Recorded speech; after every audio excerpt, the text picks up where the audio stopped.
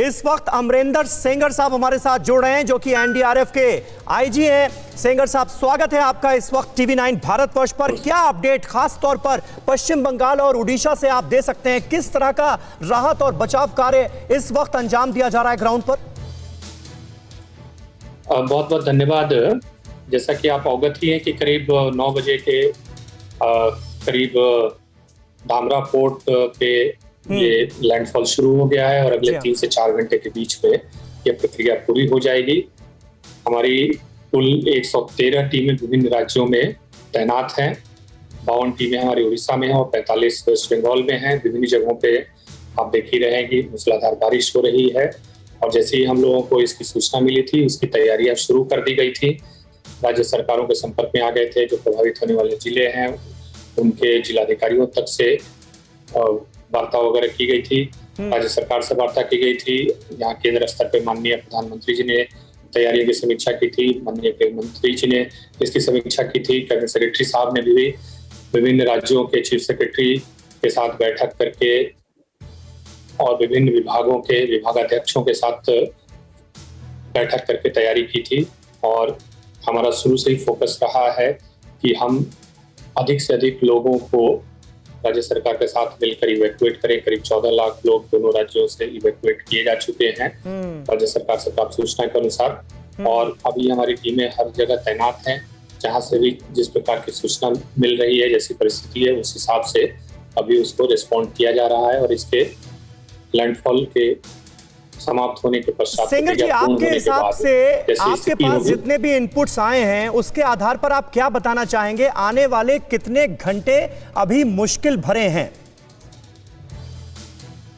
अगला करीब 1.5 से 2 घंटा सबसे मोस्ट क्रिटिकल है और 1.5 से 2 घंटे में ये प्रक्रिया जब पूर्ण हो जाएगी तो जितनी क्षति हुई है उसका क्लियर अंदाजा लगेगा।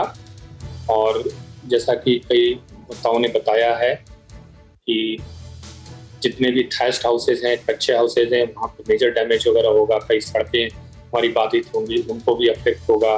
कम्युनिकेशन वगैरह के टावर्स होंगे, पोल्स होंगे, वो बेंड होंगे। जो निकलने के रास्ते हैं, स्केप रूट्स वगैरह कई जगह वहाँ फ्लडिंग हो जाएगी।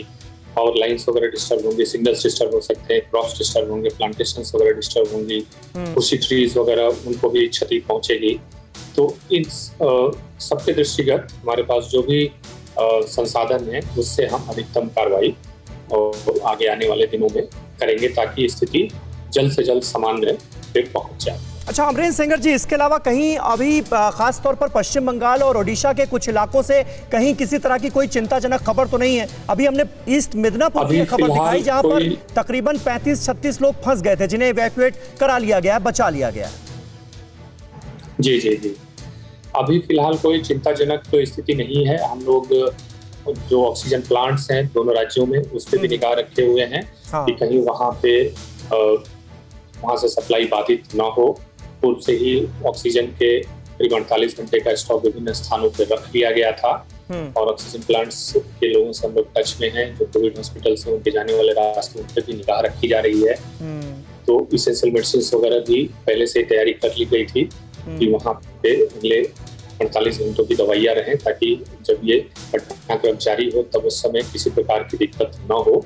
तो फिलहाल अभी कोई चिंताजनक सूचना नहीं आई है। जैसे जैसे सूचनाएं आ रही हैं उस पर हम लोग रिस्पॉन्ड कर रहे हैं। सही बात है। इस वक्त ऐसा लग रहा है कि 2 मोर्चों पर हमारी लड़ाई चल रही है। एक तो कोरोना से युद्ध जारी ही था और उसमें एक के बाद एक तूफान भी आने लगे।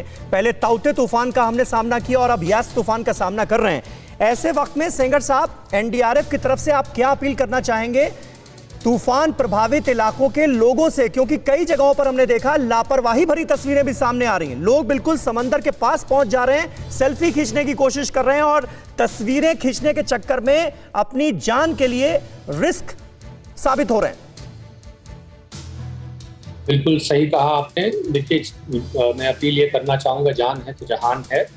ये अभी फिलहाल नेचर के साथ बिल्कुल खिलवाड़ न करें। नेचर से कभी कोई जीत नहीं पाया है।